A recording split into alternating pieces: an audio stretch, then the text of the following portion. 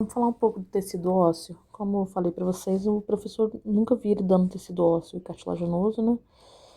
Então eu não sei direito o que ele pode ter dado, se não me mandar no slide.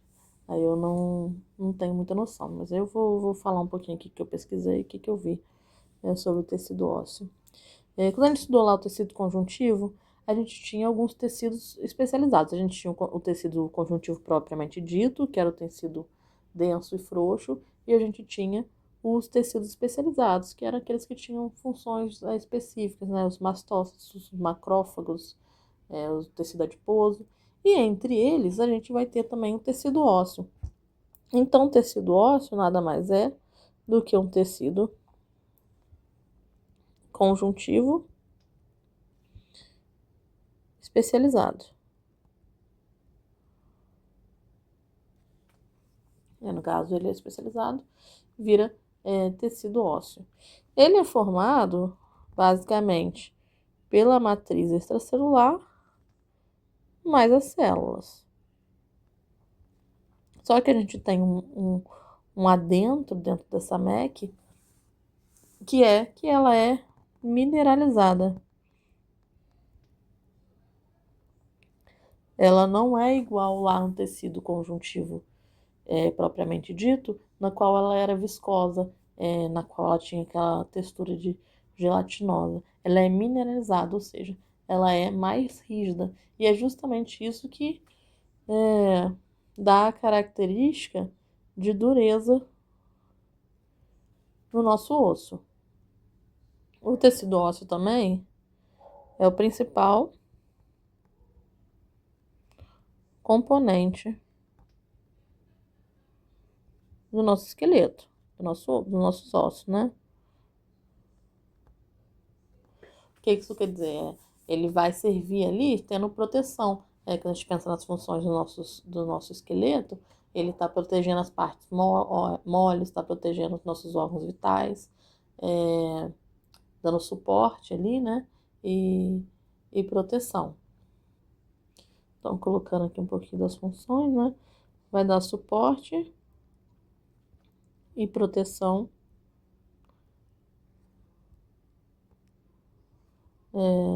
aos órgãos vitais ou moles. Ele também vai estar ali alojando a medula óssea,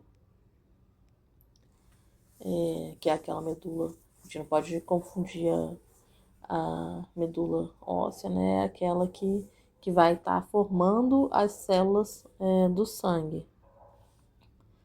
Ele vai também apoiar o tecido esquelético, né? Lembra que o tecido esquelético ele está sempre relacionado ao osso, então ele vai estar dando esse apoio ali, fazendo com que essas contrações que o tecido esquelético tenha, ele vai se transformar em movimentos, né? E ele também vai funcionar armazenando, depositando, né? Cálcio e fósforo. Principalmente, né? Tem alguns outros íons também que ele vai armazenar, mas principalmente cálcio e, e fósforo, que vai ser liberado aí de forma controlada à medida que for necessário ali no nosso corpo. O tecido ósseo, ele vai ser composto,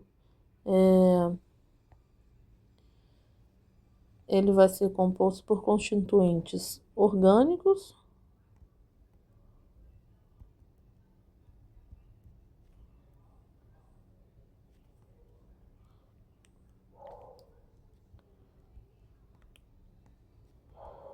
orgânicos e inorgânicos.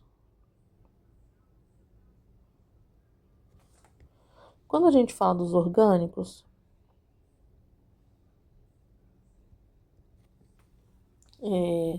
a gente está falando principalmente ali no caso, no tecido ósseo, né? A gente está falando a nossa matriz, ela vai ser ali 50% orgânica, né? E nessa matriz orgânica, a gente vai ter principalmente cerca de 95% de colágeno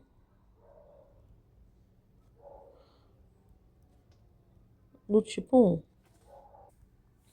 Lembrando lá que esse colágeno tipo 1, ele dá resistência, né? Além dele estar ajudando ali naquela dureza, ele vai também fazer com que tenha certa flexibilidade. Porque não adianta nada o osso ele ser totalmente duro, ser só duro. A gente vai ver depois que vai ter um componente inorgânico que dá essa dureza.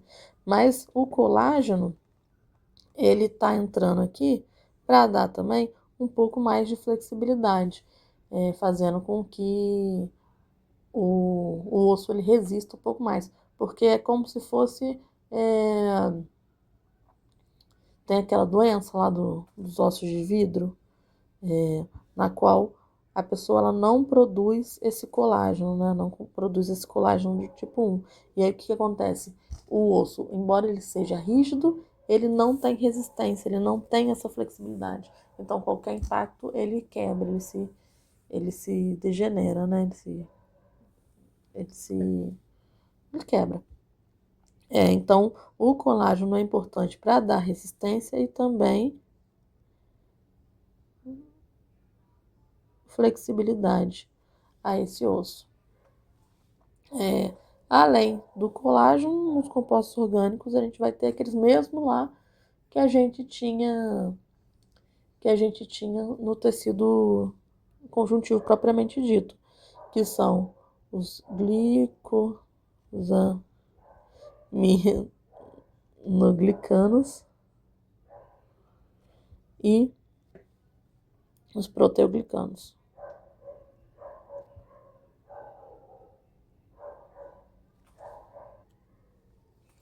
E aí, quando a gente vai falar dos inorgânicos, a gente tem principalmente fósforo e cálcio, que juntos eles vão formar o fosfato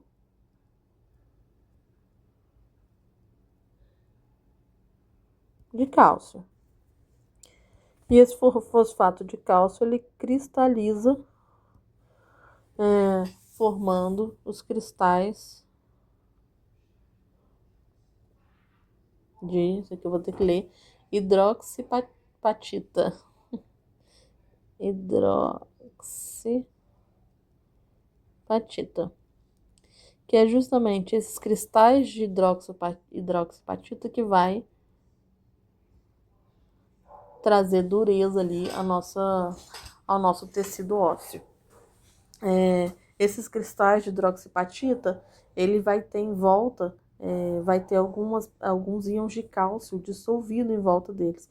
Então, quando o nosso corpo precisa de cálcio, precisa retirar de algum lugar, ele vai retirar dessa parte, desses íons hidratados que estão em volta dos cristais de hidroxipatita, né?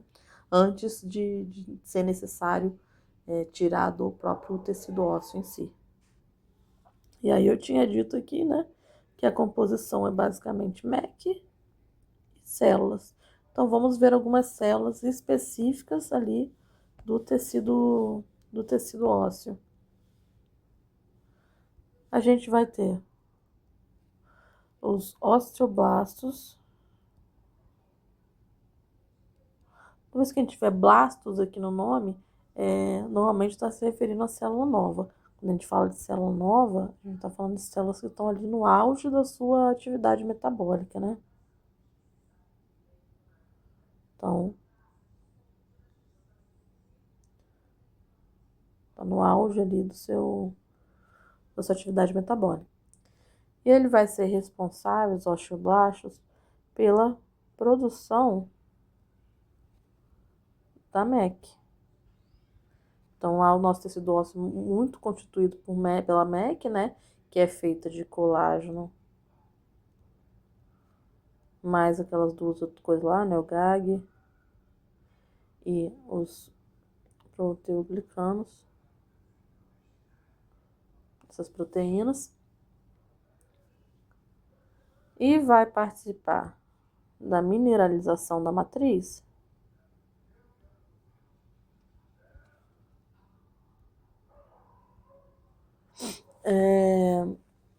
armazenando, concentrando ali fósforo e cálcio.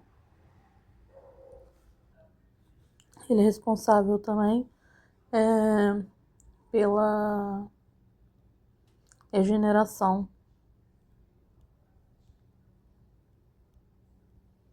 dos ossos após uma fratura, né?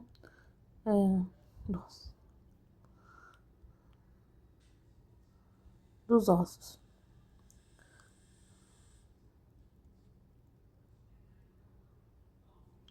Então a gente tem basicamente aqui que os osteoblastos eles vão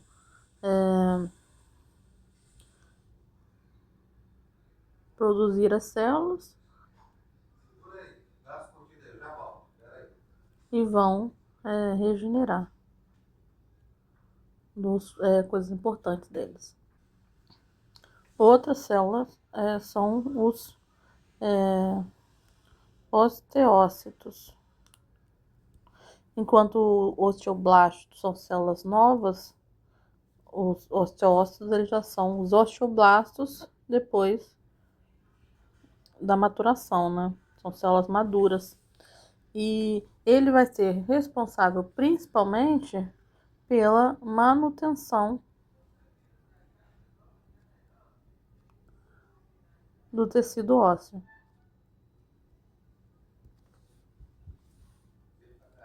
Então, num osso que ele já está pronto, né, que ele já amadureceu, já cresceu, não precisa ser regenerado, as células que vão estar mais presentes vão ser esses osteócitos, que eles vão estar só fazendo uma manutenção desse tecido ósseo, dessa matriz extracelular.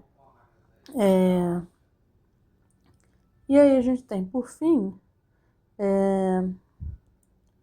os osteoclastos.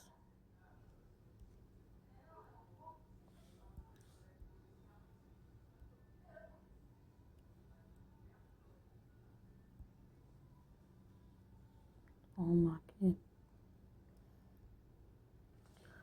Os osteoclastos, eles são células que têm origem lá da medula óssea, né?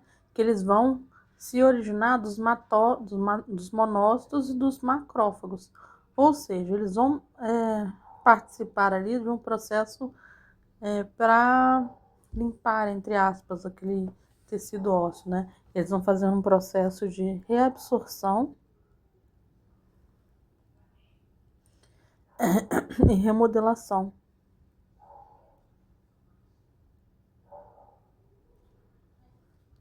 do tecido ósseo. Então, ele vai fazer um processo de, como se fosse uma destruição de áreas do osso que estejam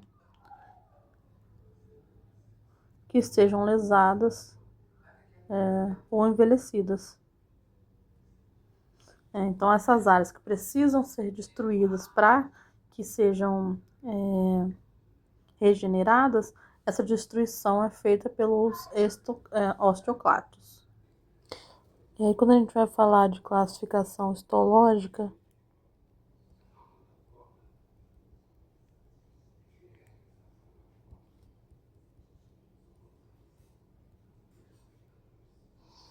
a gente vai ter dois tipos de classificação: o tecido ósseo primário e o tecido ósseo secundário. Ambos têm a mesma composição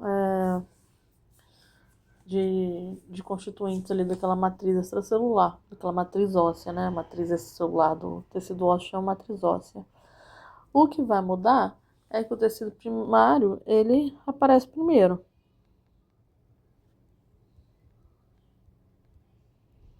Lá, quando a gente está em desenvolvimento embrionário, né, ele começa a ser formado e depois, com o tempo, ele vai ser substituído por esse tecido secundário. No primário, as fibras colágenas,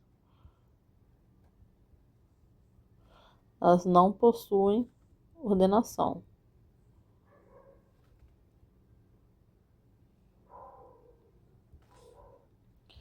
Ou seja, elas estão dispostas de forma irregular. Já o secundário, né, como eu disse, ele se transforma, ele vem a partir do primário. Ele se transforma ali a partir do primário, né?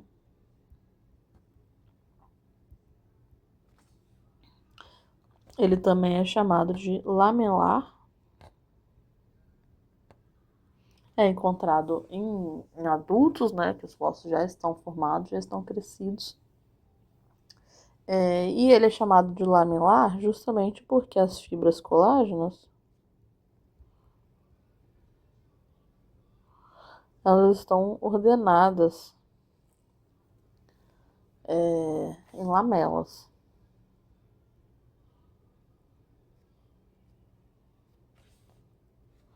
Então, em torno ali de um canal central,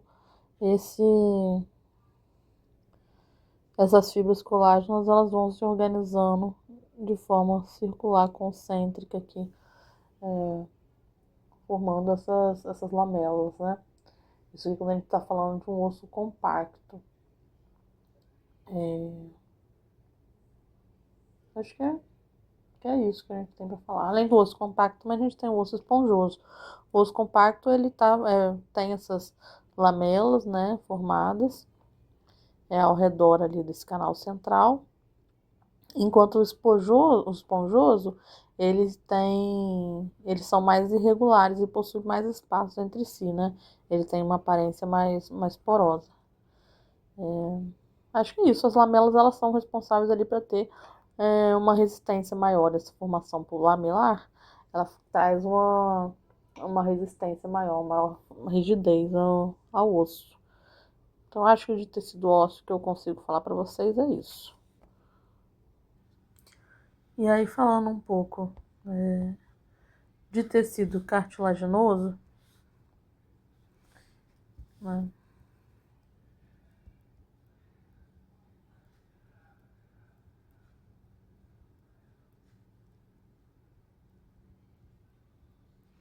Assim como os outros, ele também é composto pela MEC mais as células do próprio tecido. Ele também é um tecido conjuntivo especializado, né? Ele é mais uma das especializações do tecido conjuntivo. E ele tem algumas funções específicas, né? Ele também é responsável ali pela sustentação. Ele é responsável por revestimento. E aqui a gente está falando em relação à articulação, né? Então, superfícies articulares, elas são revestidas por cartilagem, por esse tecido cartilaginoso. Também pela formação e crescimento dos ossos.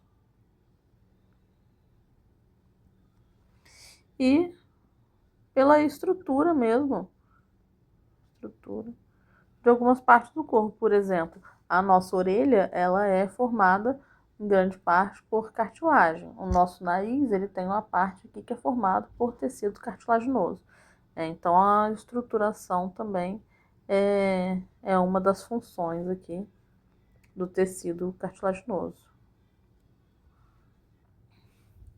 O meu MEC aqui, enquanto lá no tecido ósseo ele era muito rígido, é muito duro, muito rígido, aqui na cartilagem, ele não é viscoso, não é gelatinoso, igual é no tecido conjuntivo propriamente dito, mas ele também não é duro, igual lá no osso, né? Ele vai estar no meio termo entre a matriz óssea e a matriz extracelular, propriamente dita, né? Extracelular do tecido conjuntivo propriamente dito. Ela vai ser formada principalmente por colágeno do tipo 2, principalmente associados ao ácido hialurônico, e também GAG e proteoglicanos.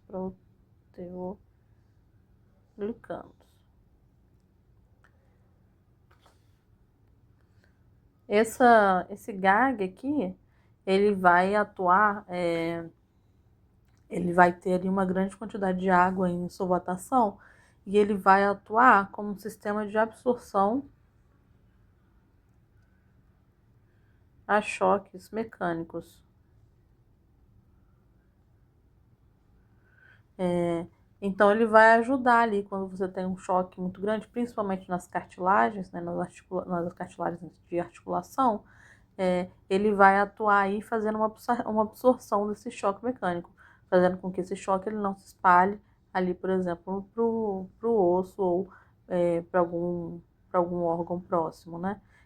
A cartilagem ela vai absorver esse impacto, fazendo com que outras extensões não tenham tanta interferência assim. E aí a gente tem 3 tipos de tecido cartilaginoso, né? 3 tipos. A gente tem a cartilagem. Vou apagar isso aqui para ter mais espaço. Hialina. A gente tem a cartilagem elástica. E a gente tem a cartilagem fibrosa. A cartilagem hialina, ela é o tipo que é mais frequentemente encontrado no corpo humano, principalmente porque ela é a formação do primeiro esqueleto do embrião.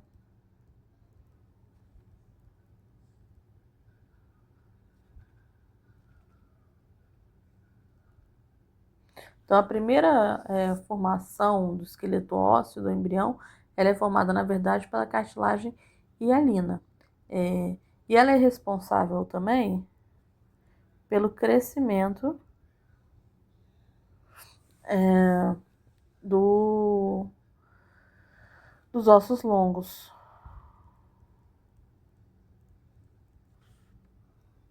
Não sei se vocês lembram em anatomia, mas quando a gente tem ossos longos, né? Vou fazer um desenhozinho aqui mais ou menos. A gente tem na cabeça aqui do osso a epífise. E aqui no comprimento a gente tem a diáfise. Entre uma e outra, a gente tem discos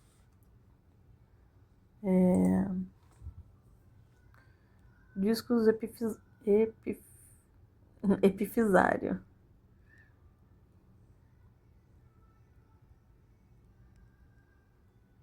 E esses discos epifisários, eles são, na verdade, cartilagens hialianas. E é justamente esse disco aqui que vai fazer com que tenha o crescimento desse osso longo. Então, o aumento da extensão desse osso longo, que vai sair daqui para um osso maior, ele vem desse disco epifisário. Quando a gente vai falar de adulto, né, no adulto, essa cartilagem ela vai estar nas fossas nasais, vai estar na traqueia,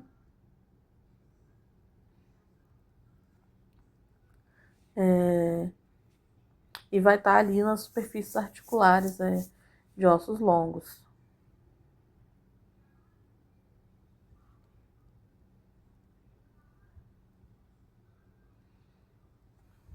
Né? Porque ele é muito frequente quando a gente está falando de crescimento de osso, mas aí também tem no adulto, né, em algumas situações. Esqueci de falar, ele também vai estar ali nas extremidades da costela, né? É aquela cartilagem que a gente tem na costela que vai permitir com que o nosso tórax ele se expanda, né? Que não fique preso ali nos ossos da costela. Ele permite que tenha essa expansão. A cartilagem elástica, que eu esqueci de falar, né? A hialina, ela é rica em colágeno do tipo 2. Já a elástica, ela tem menos colágeno 2, mas ela tem mais fibras elásticas.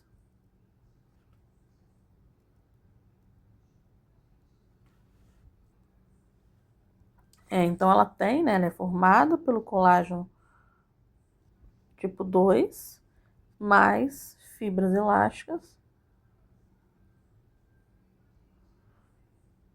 Mas a característica principal dela é a elasticidade. Não é mais a resistência lá do que o colágeno tipo 2 ele proporciona. Então ela vai ter principalmente a função de sustentação e flexibilidade. E ela vai ser comum ser encontrado na orelha, né? Orelha interna e externa, na epiglote,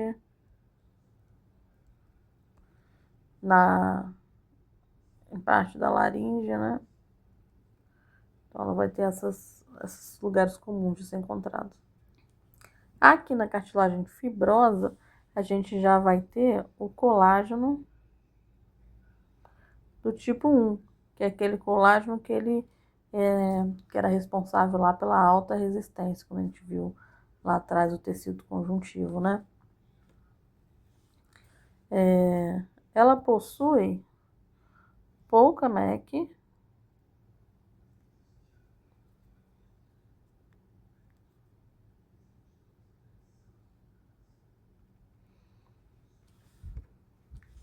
vai estar aí também tendo uma função de sustentação e resistência.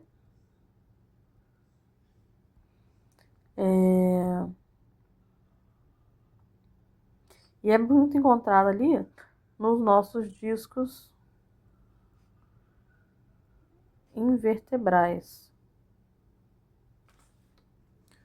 que são aqueles discos, né, que a gente encontra entre cada uma das vértebras. A gente tem uma cartilagem, né, que vai proteger aqui o atrito dessas vértebras.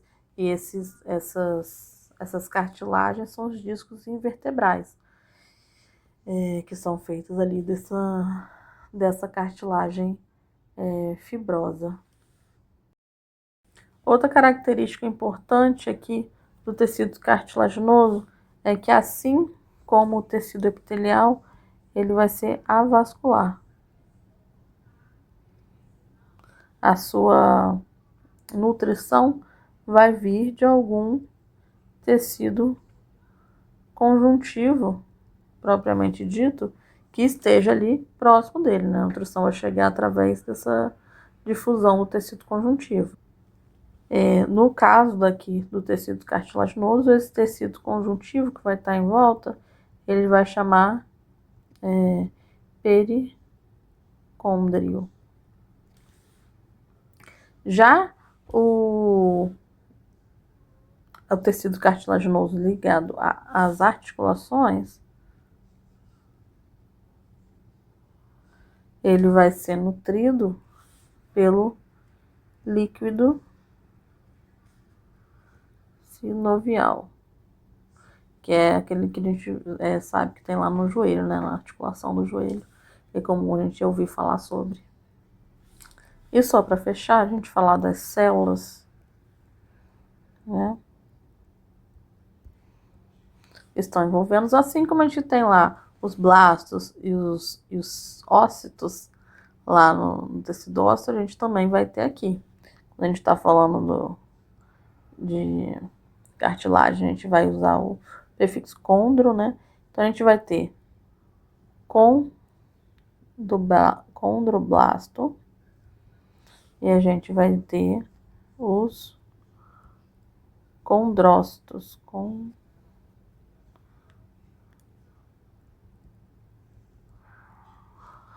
Os condrócitos. Os condroblastos, eles vão estar associados lá àquela cartilagem hialina, que são as cartilagens mais novas, né, os tecidos mais novos.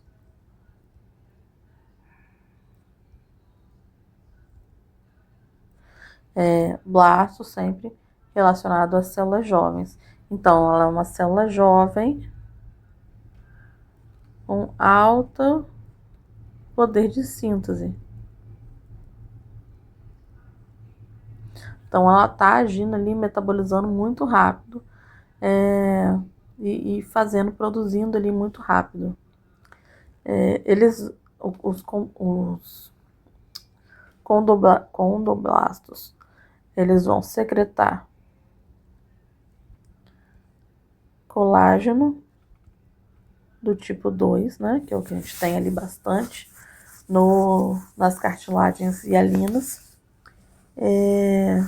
e também substância fundamental.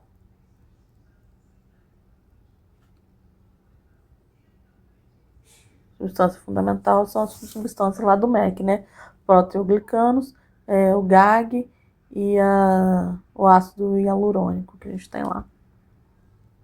E assim também, lá como na matriz óssea, né? Os condrócitos, eles são maduros. Então, ele tem menor poder de síntese, né? Ele tem a atividade, o metabolismo reduzido.